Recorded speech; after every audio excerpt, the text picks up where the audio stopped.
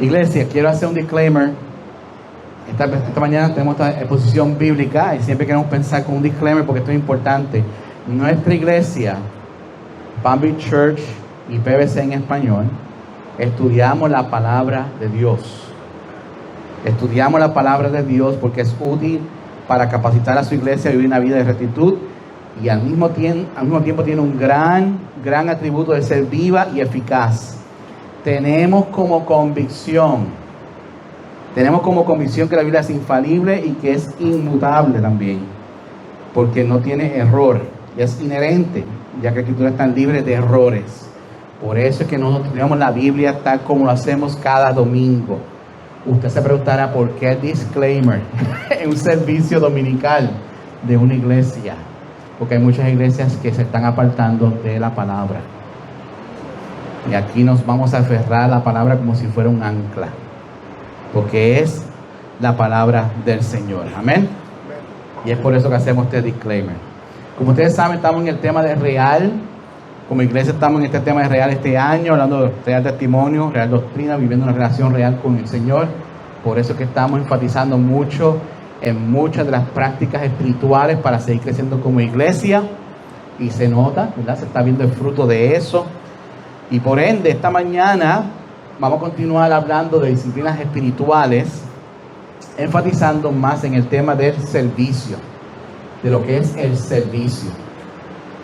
Como ustedes saben, los últimos 3 domingos atrás, ¿verdad?, estuvimos estudiando acerca de escudriñar las Escrituras, profundizar en la oración y lo que significa, ¿verdad?, lo que es la meditación de la palabra, ¿verdad?, meditar en la palabra. ¿Qué significaba eso? Dado a esas cosas, a esos 3 elementos tan importantes en la vida de un creyente, queremos en los próximos domingos, excluyendo obviamente el domingo que viene porque tenemos el servicio especial, pero los demás domingos hablando de disciplinas espirituales, que son cosas que nosotros creyentes, ¿verdad?, debemos hacer para el Señor. No solamente beneficia a nosotros como iglesia, pero todo lo que hacemos, estas disciplinas que hacemos, las hacemos para el Señor. Y en este tema del servicio es uno de los temas más importantes, yo diría, ¿verdad?, en cuanto a lo que el fruto se refiere. Porque no nace de nosotros naturalmente, es algo que nace del Espíritu. Amén. Y con eso dicho, comenzamos entonces con Marcos capítulo 10, 45, cuando dice esto: porque ni aun el Hijo del Hombre vino para ser servido, sino para servir y para dar su vida en rescate por muchos. El Hijo del Hombre no vino, ¿verdad? Nuestro Dios no se encarnó y caminó, ¿verdad?, entre nosotros y tuvo un ministerio poderoso para simplemente ser un rey sentado en un trono para que la gente le sirva. Ese no fue el propósito por la cual Jesús vino a la tierra. Esa no fue la razón por la cual nuestro Dios, el Dios al que le servimos, nuestro Dios trino, el Padre, el Hijo y el Espíritu Santo, Jesús encarnado, ahora el Hijo del Hombre, no vino para ser servido. Cuando sí, totalmente nosotros servimos a Él. Él es nuestro Rey. Pero Él mismo dijo: yo no vine para ser servido, sino para servir y para dar su vida en rescate por muchos. Y si el Hijo del Hombre, si nuestro Dios, si nuestro Señor y Salvador no vino para ser servido, ¿por qué el ser humano, ¿verdad?, se empeña en que le sirvan? ¿Por qué muchas veces nosotros nos arrimamos a eso? Nos gusta que nos sirvan. Es más, es uno de los lenguajes de amor en muchas de las parejas. Hay parejas que se sienten que la forma en que se les demuestra amor es cuando les sirven a esa persona. Sin embargo, el lenguaje de la Biblia es lo contrario. No venimos aquí para ser servidos, sino para servir. Ese es el corazón de un creyente. El mundo necesita del servicio de Dios. Las personas perdidas necesitan de la mano del Señor. La sociedad necesita una iglesia activa ayudando a los demás. Todas las organizaciones de base comunitaria, cualquier gestión que se hace hoy día de rescate para una ciudad que está en desastre, las primeras organizaciones que se activan son aquellas que tienen como convicción el servir al prójimo como lo hizo Jesucristo. No tengo que decir los nombres, ustedes saben quiénes son. Y estas son organizaciones, muchas de ellas con la mejor intención de hacerlo. Ese debe ser el corazón de un creyente. Imitar a Jesús en cuanto al servicio. Entonces, antes de entrar aquí a este punto, me gustaría comenzar con una oración. Padre bueno y Padre Santo, Tú has sembrado en nosotros, Señor, Tu palabra como una semilla. Y oramos, Señor, que esta semilla pueda germinar y que podamos dar fruto, el fruto que a Ti te agrada, Dios.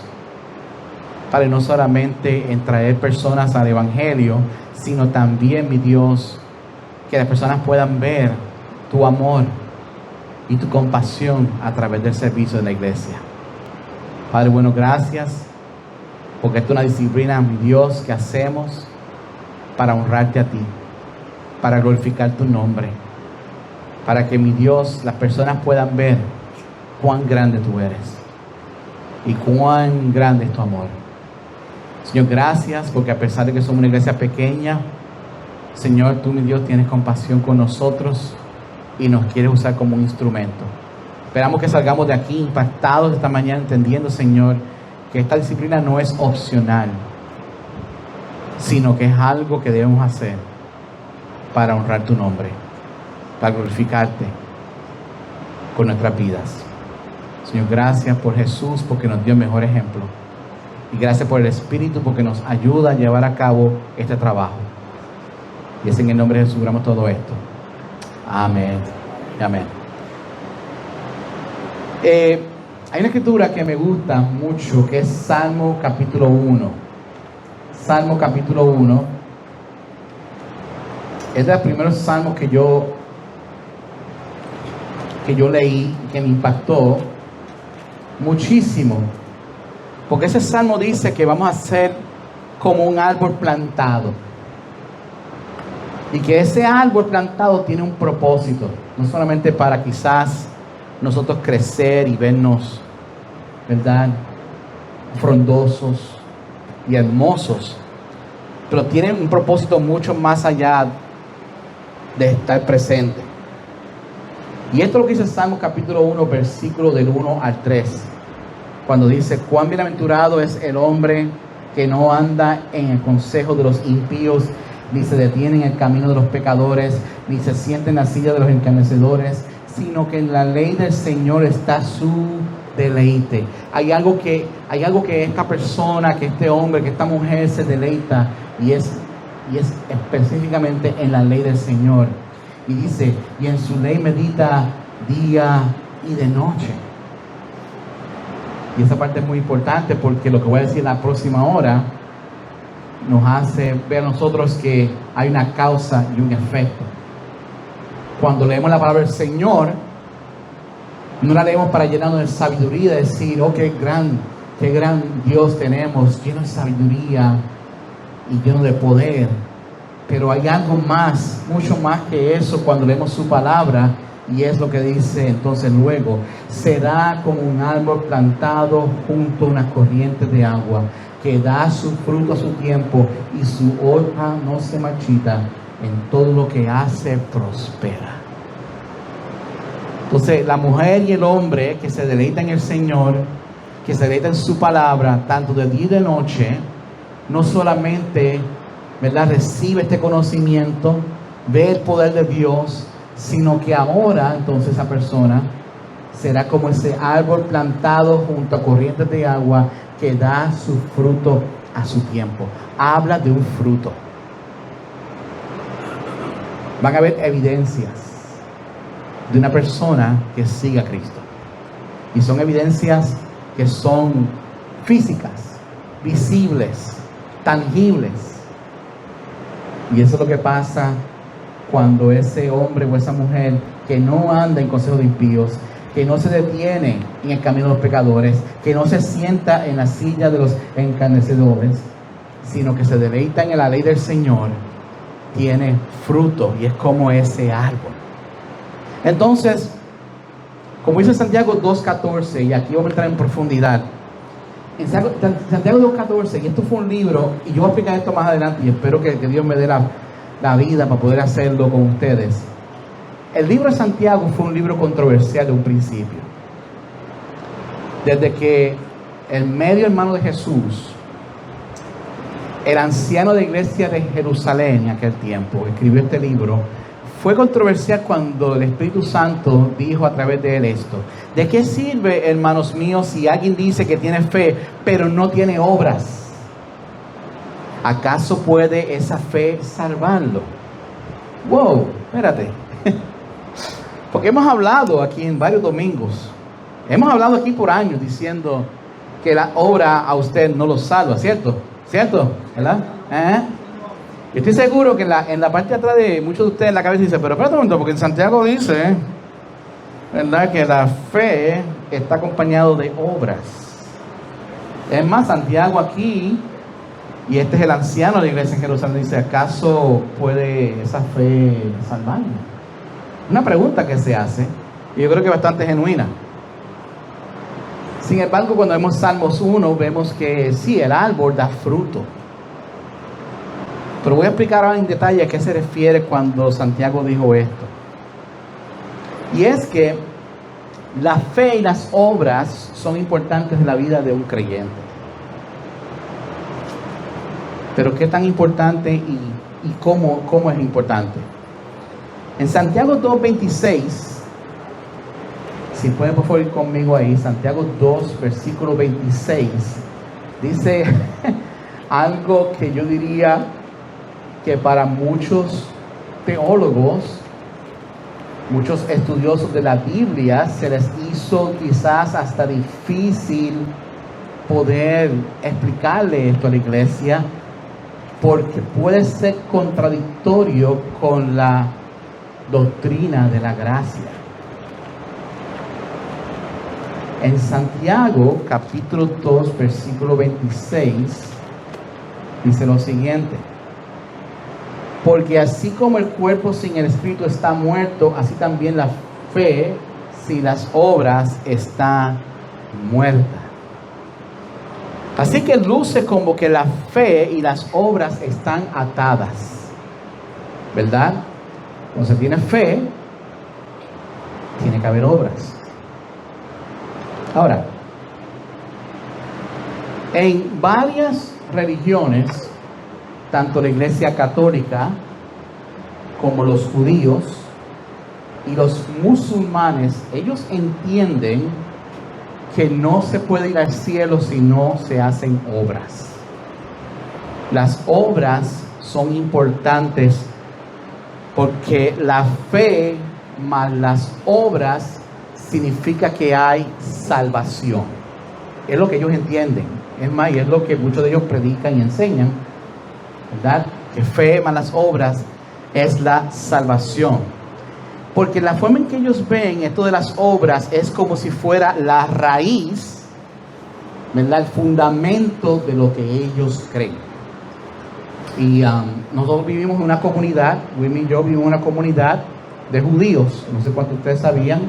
Inclusive por mi casa hay 2 grandes sinagogas en Boynton Beach, y vemos su vida y vemos lo que ellos hacen, y sabemos en el año cuándo es el momento en el año en que ellos hacen sus buenas obras. Hacen muchas cosas por la comunidad, muchas cosas por sus vecinos, muchas cosas alrededor. Ellos se dedican mucho a esto de las obras porque ellos entienden que las obras son importantes y necesarias para su fe. Yo fui católico apostólico romano antes de ser un creyente en Cristo, y para mí, a mí lo que se me inculcó es que las obras es lo que me lleva a mí a ser merecedor de mi salvación. Son obras es importante para estas 3 religiones. Inclusive los mormones también creen en eso, ¿verdad? Que las obras son importantes para salvación. Sin embargo, Esta es la verdadera explicación y así como debemos entenderlo nosotros. La fe es en quién. ¿En quién tenemos que tener fe nosotros? En Jesucristo. O sea, la fe que nos salva no es otra cosa que no sea en Cristo. Y esa parte es muy importante. Sin embargo, al tener esa fe en Cristo, entonces significa que tenemos la salvación. Cuando ponemos nuestra fe en Cristo. Sin embargo, Santiago dice algo muy importante acá. Porque así como el cuerpo sin el espíritu está muerto, así también la fe sin las obras está muerta. Entonces, ¿qué significa eso? Significa entonces que si añadimos las obras, ¿verdad? Ya que tenemos la salvación y nuestra fe está puesta en Jesucristo, porque es ahí donde está la salvación realmente. Eso no es otra cosa que más bien que cuando somos salvos se ven las evidencias de la salvación. Y cuando tenemos la evidencia de la salvación, entonces comenzamos a ver el fruto. ¿Me explico bien?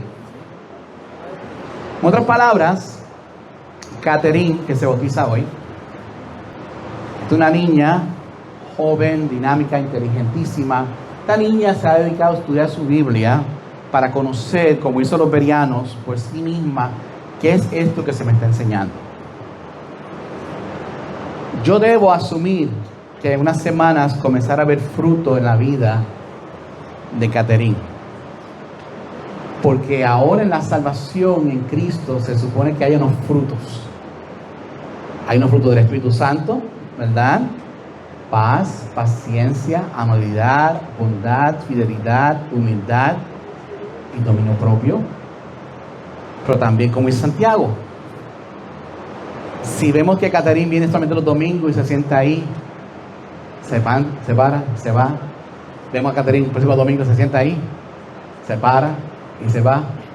Y el próximo domingo, y no sabemos de Catherine toda la semana. ¿Estará realmente ella mostrando los frutos de su salvación? Eso es algo entre ella y Dios, obviamente, ¿verdad?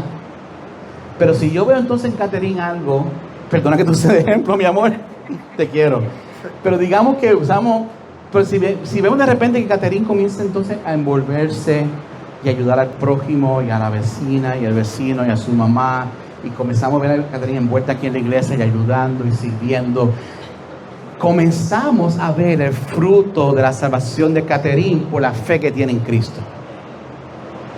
Y eso es lo que decía Santiago.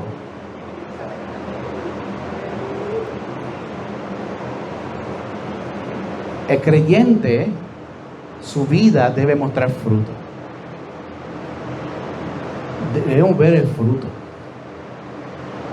No sé cuántos aquí vienen del campo como yo, pero si el árbol de aguacate no da aguacate, ¿qué hacemos con el árbol? Aguacate, se va. Así es sencillo, en el campo es así. Lo que somos del campo, ¿verdad? Tengo un árbol de naranja precioso. Cuéntame, hermana, ¿cuánta naranja da el árbol? No ha dado nunca. Ajá, yo creo que es hora ya de...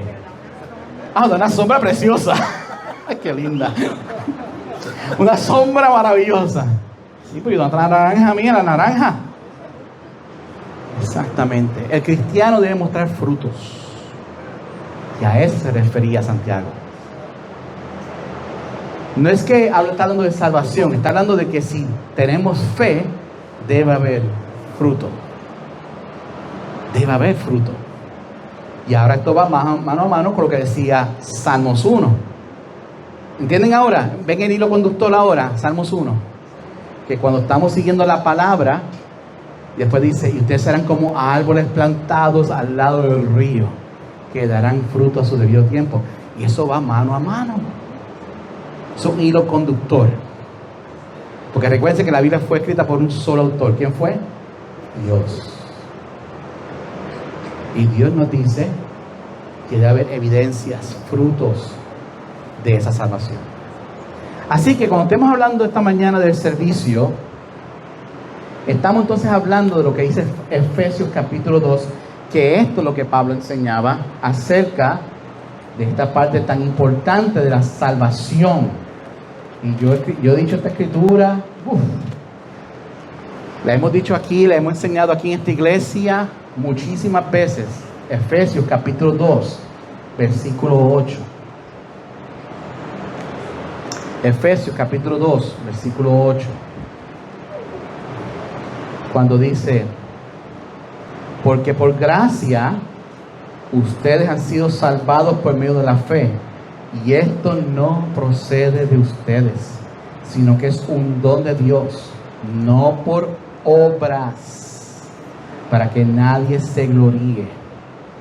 Y esa parte ahí es muy importante, porque doctrinalmente hablando, es la doctrina que esta iglesia cree. Nosotros creemos que somos salvados por la gracia de Dios, no porque fuimos los más lindos, las más lindas, los más inteligentes, los más sabios, porque fuimos la raza perfecta. No. Nosotros fuimos salvados por la gracia de Dios, por la gracia y la fe que tuvimos en Cristo. Y esto no procede de ustedes, sino que es un don de Dios, es un regalo, en otras palabras, de Dios. Y no por obras para que nadie se gloríe. O sea, no es como que yo voy a llegar al trono de la gracia un día y decir, Señor, aquí estoy y estoy salvo gracias a mis obras de excelencia que te presento a ti hoy. No, mi amor, no. Las obras que vamos a escribir esta mañana son obras que son dadas por Dios, como dice en el versículo 10, porque somos hechura suya, creados en Cristo Jesús para hacer buenas obras, las cuales Dios preparó de antemano para que anduviéramos en ellas. Entonces, las obras que comenzamos a ver en esta iglesia, ya Dios las preparó de antemano. Esta idea que tuvo Lisette estaba en los planes de Dios desde el comienzo de la creación, ¿cierto? Cualquier idea que se nos ocurra como iglesia para ayudar al prójimo, ya eso venía cocinándose desde la creación misma de Dios, porque Dios preparó de antemano estos caminos para que nosotros anduviéramos en ellas. ¿Entiende lo que estoy diciendo? Así que, por eso que somos hechura suya. Somos hechura de Cristo, hechura de Dios, para hacer estas buenas obras. Ahora, esto no es una pelea de doctrinas.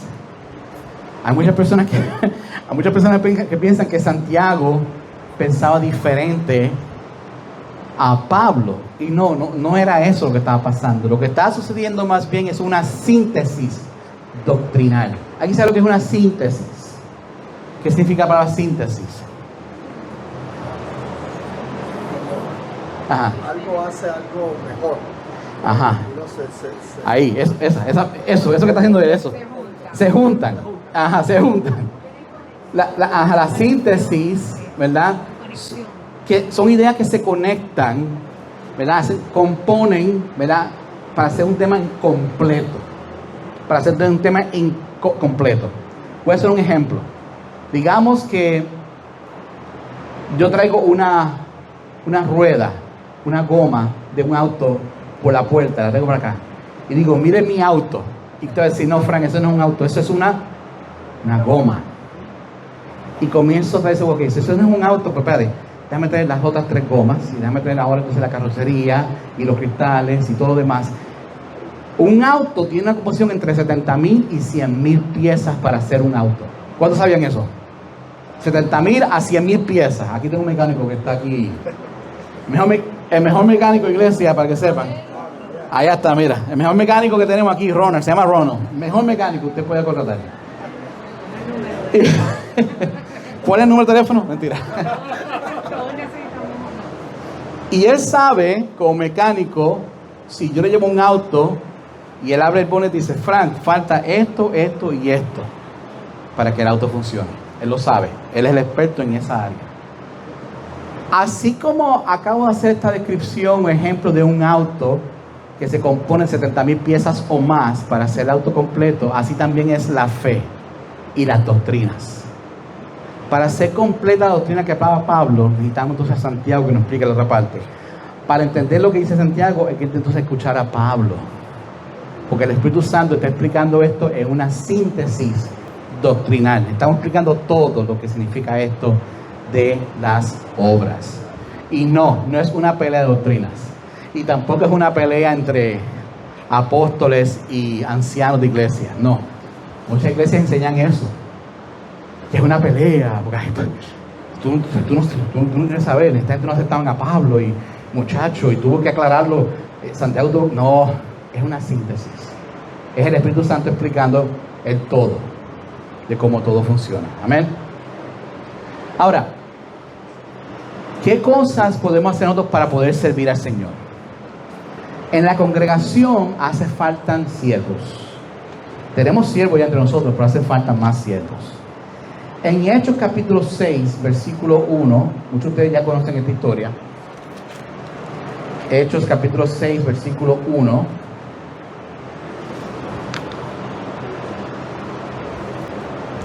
Ahora vamos a entrar entonces a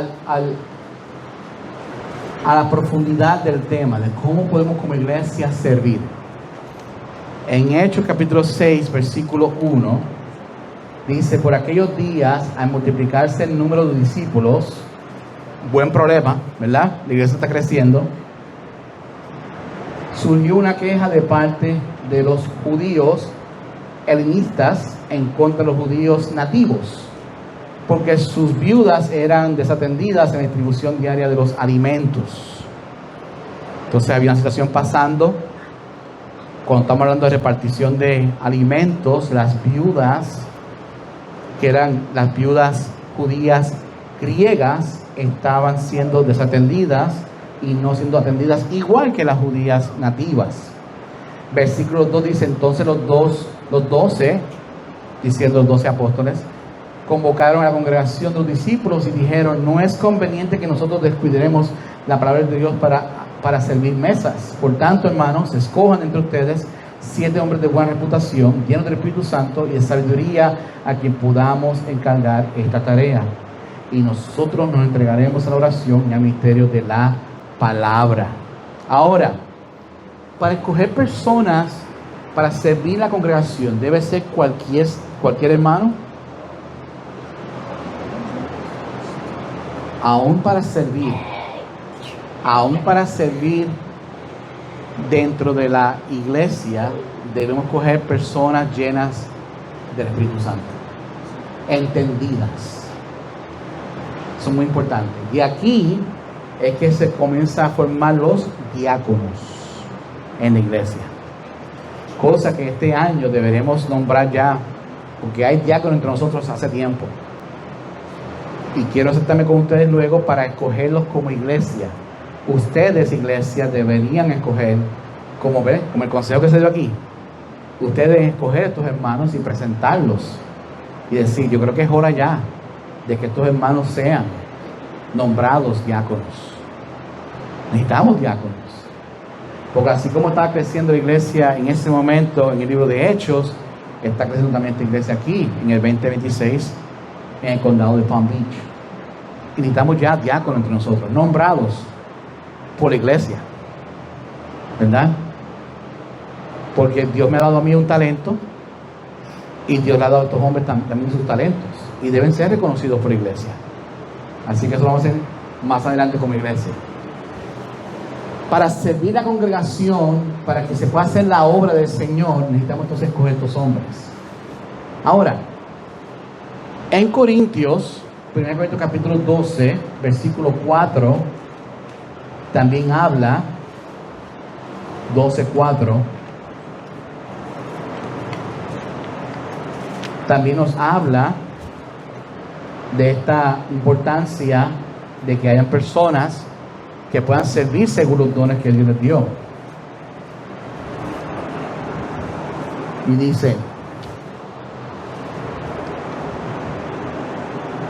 ahora bien, hay diversidad de dones, pero el Espíritu es el mismo. Hay diversidad de ministerios, pero el Señor es el mismo. Y hay diversidad de operaciones, pero el mismo Dios, el que hace todas las cosas en todos. Pero a cada uno se le da la manifestación del Espíritu para el bien común. Pues a uno se le dio Se ha dado la palabra de sabiduría por el Espíritu, a otros palabra de conocimiento según el mismo Espíritu, a otros fe por el mismo Espíritu y a otros dones de sanidad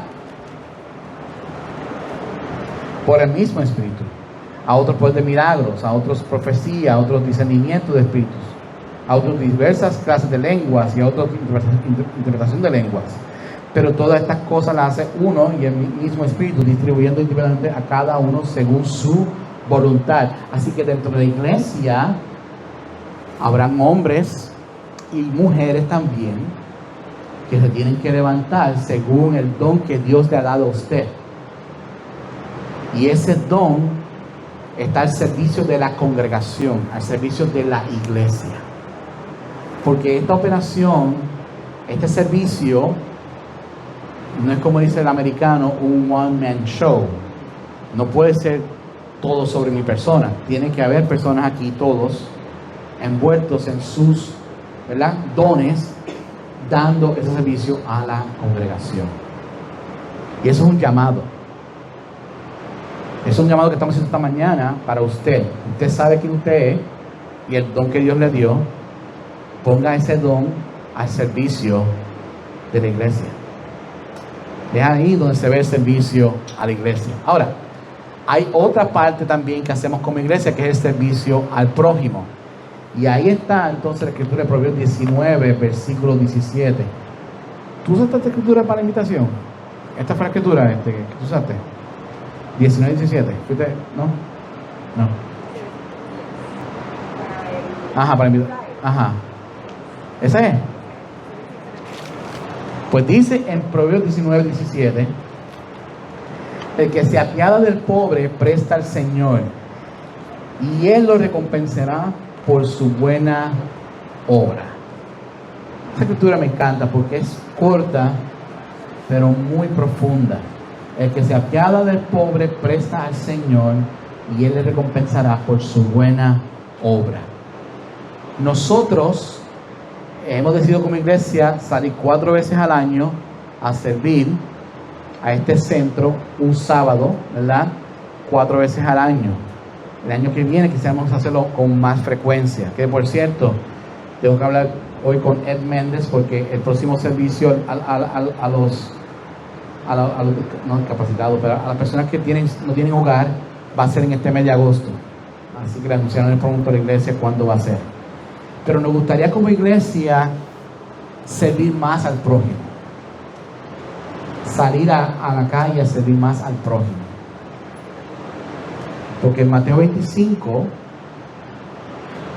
eso es algo en la cual el Señor va a estar viendo en el corazón de nosotros. De cuando tuve hambre, me diste de comer. Cuando tuve sed, me diste de beber. Cuando sentí frío, me diste abrigo. Cuando estuve enfermo, ¿verdad? Pues estuve en la cárcel, me viniste a visitarme. Ese es el día en que se va a separar las cabras de las ovejas. La iglesia que no sirve, básicamente.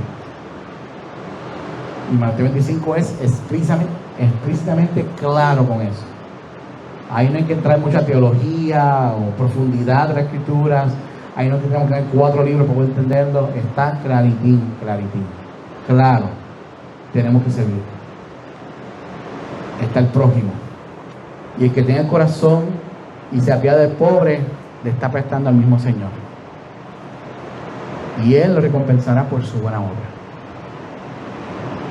Así que nosotros tenemos que poner en tus corazones el deseo de servir al prójimo.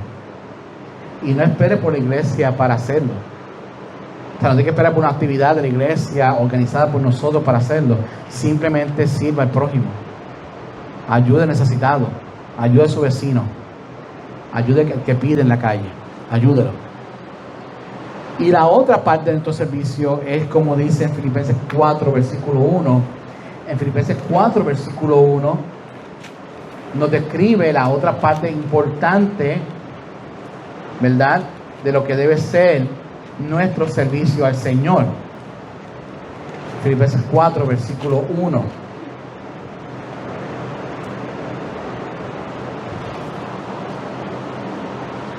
Sí. Dice: Así que hermanos míos, amados y añorados, gozo y corona mía, estén así firmes en el Señor, amados.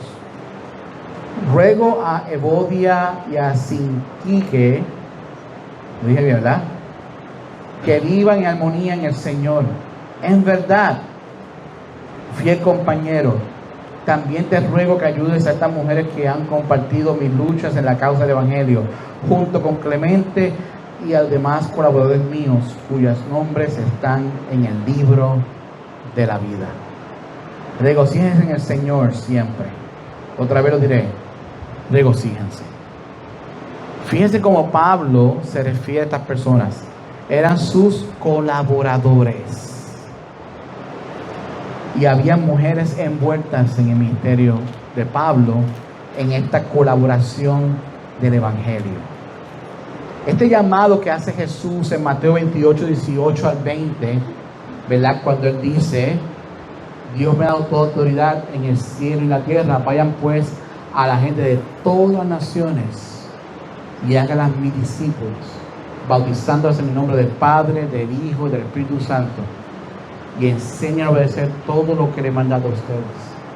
Si lo hacen así, ¿verdad? Entonces, esa encomienda que nos hace Dios, que nos hace Jesús, en ese momento cuando Él asciende al cielo, es importante, porque es la última comisión, la gran comisión de hacer discípulos. Ese llamado no es para hombres solamente, ese llamado para hombres y mujeres. Y todos aquí somos colaboradores del Evangelio, todos. Así que su servicio al Evangelio es un llamado para todos los que son miembros de esta iglesia, para todos, sin importar la edad, sin importar, ¿verdad?, nada en esta vida. En Apocalipsis capítulo 1, me gusta como Juan lo pone y lo escribe así, dice, versículo 9, yo Juan, hermano de ustedes y compañero de la tribulación y en el reino y en la perseverancia de Jesús, me encontraba en la isla de Patmos por causa de la palabra de Dios y del testimonio de Jesús. Pero me gusta como Juan se describe a sí mismo como hermano de ustedes y compañeros de la tribulación. Todos aquí somos compañeros de esa misma tribulación y estamos aquí perseverando en Cristo y llevando la causa de la palabra de Dios y el testimonio de Jesús a toda criatura. Así que en estas tres partes de nuestras vidas tenemos que estar envueltos como iglesia. Este va a ser el fruto. Y así las personas sabrán si somos o no somos creyentes de Cristo. Esto no tiene que ver tanto con la salvación, sino realmente si estamos mostrando el fruto de la fe en Cristo. ¿Dónde está nuestro fruto? Esa obra para la gloria del Señor. En 1 Pedro capítulo 4, versículo 10 dice esto: cada uno de ustedes ha recibido un don especial. Miren lo que dice el apóstol Pedro acá.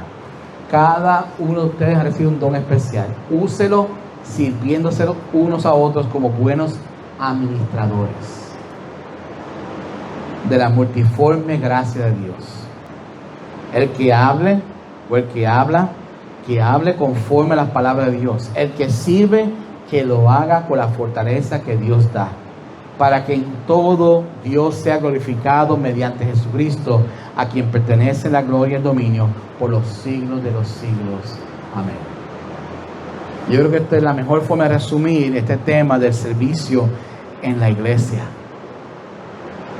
Todos debemos hacerlo como buenos administradores de la multiforme gracia de Dios. Hemos recibido la gracia de Dios, nos toca como iglesia ahora nosotros compartir esa gracia con los demás, tanto en la iglesia, llevando el evangelio, o en la comunidad, ¿verdad? Y si ese don que hemos recibido todos aquí, especial, lo hemos recibido, es para entonces darlo a la disposición de otros. Ahora, el que hable conforme a la palabra del Señor. ¿Qué significa eso? Que el que hable conforme a la palabra del Señor. Sí.